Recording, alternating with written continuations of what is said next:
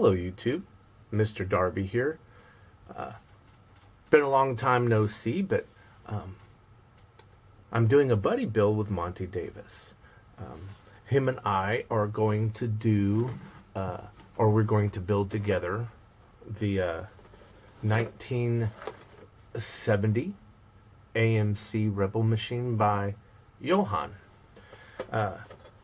If you've already seen his video, he's already talked about how rare the kit is and everything.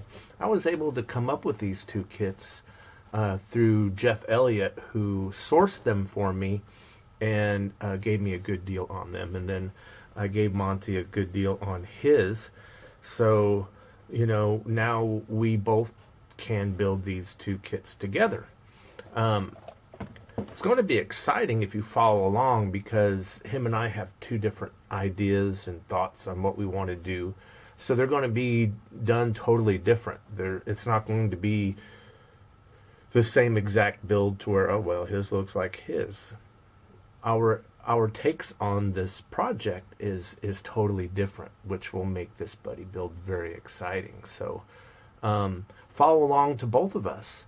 I'll do my best to put links in the video, and then at the end of the video, if I can figure it out, because I've never done it before, put a link at, you know, within the video itself that you can click on when the video is over and go to his video and the videos, you know, in the future when we make more videos of this build, you know what I'm saying.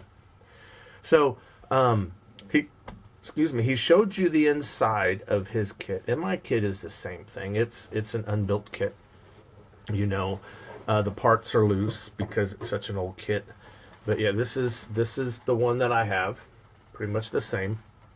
I have decided to do some aftermarket stuff on it. Like, I have these really cool these aluminum velocity stacks. I found replacement decals through my friends that here in Kentucky, STS. They're actually from Union, Kentucky. I'm from Elizabethtown, Kentucky. But they provided me the decals, STS, so shout out to them. They make really wonderful decals, and you can see them at a lot of the shows.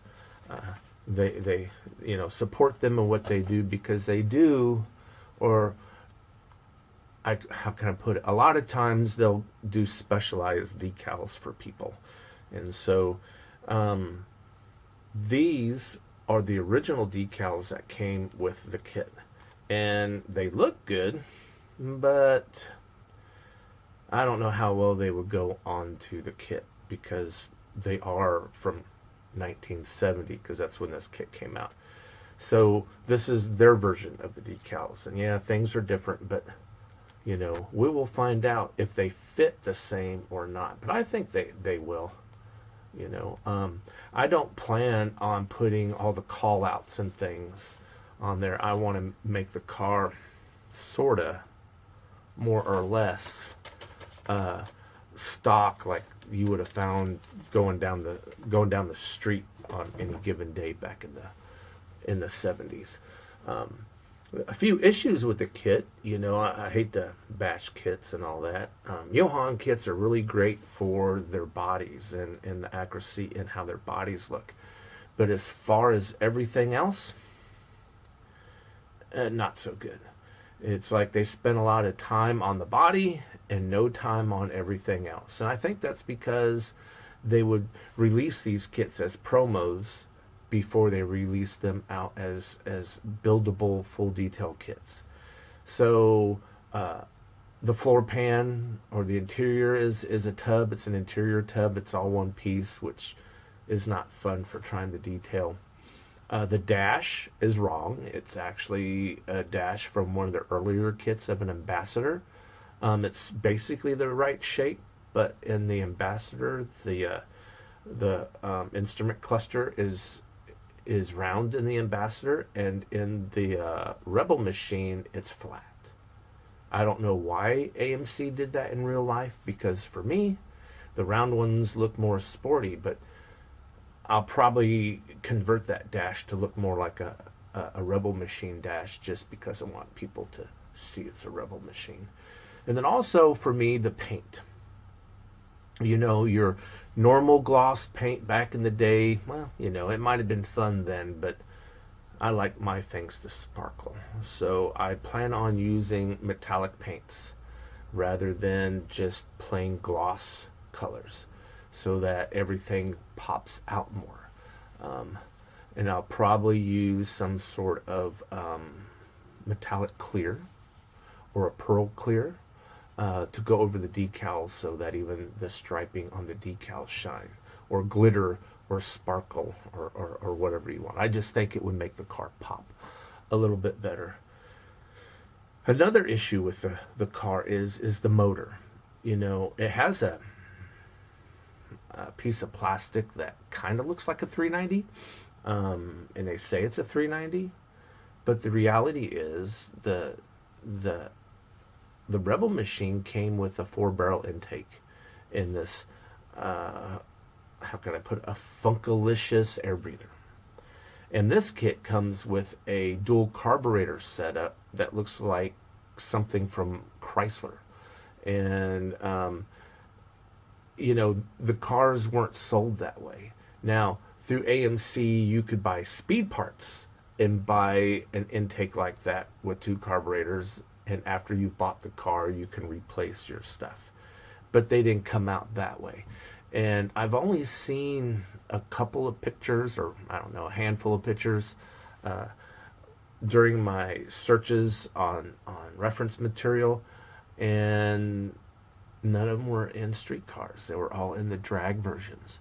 Now, if I wanted to, the AMC Scrambler, you know, and I believe that's also a Johann kit, it has the correct intake and air cleaner, but I don't know if I want to really start swapping out, because the core motor in that kit looks worse than the core motor in the Rebel kit.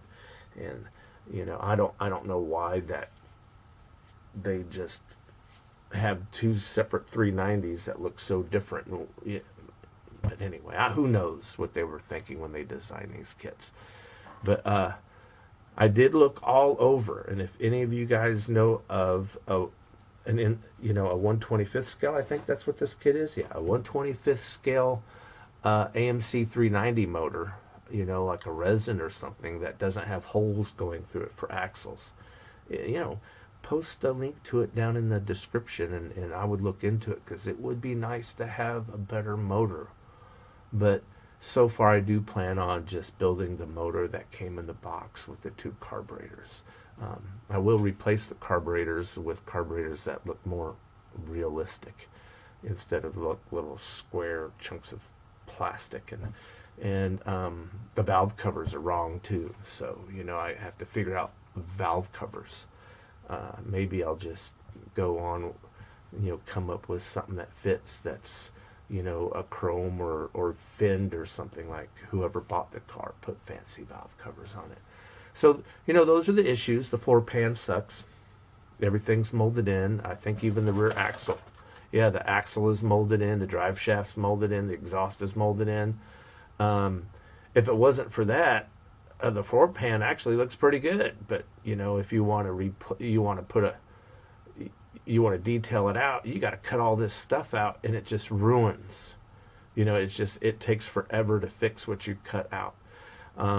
I've looked at other model car kits, you know, and I found that a Ford, like the 66 Fairlane, they look fairly similar, and you can turn the front suspension backwards, and it more resembles. Although AMC fanatics who know the real car would look and say, that's a Ford chassis. And you know, the under the hood detail, the everything's off. You know, it just doesn't look right.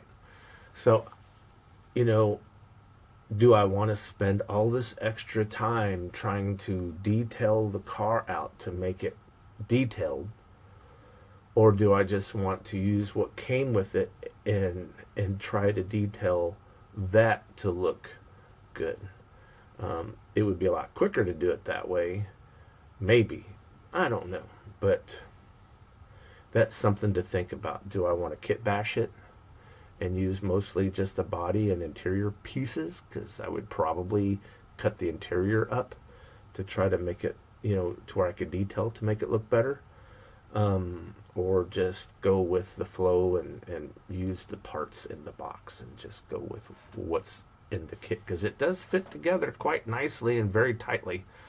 It would hold up really well. And, I hate to say it, when you take it to model car shows, it usually just sits on the table and people don't see what's underneath. And maybe with some work, I can make the under the hood detail look a lot better. But yeah, so that's what's going on.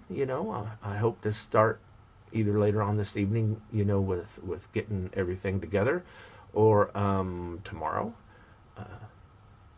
I've spent a lot of time trying to get this video together because of the lighting and the height and all this, and I've finally come to the conclusion whatever comes out now is what's going to be out there. So if it looks a little icky and my eyes are dark, I'm tired of fooling with camera angles and lighting and all that. So hopefully the video isn't that awful, but at least there's a video.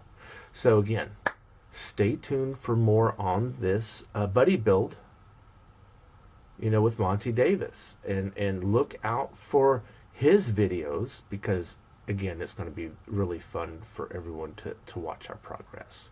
So with that, my friends, remember, it's just a hobby. Have fun and enjoy it. Don't worry about what other people think or say. Just enjoy it. Good day.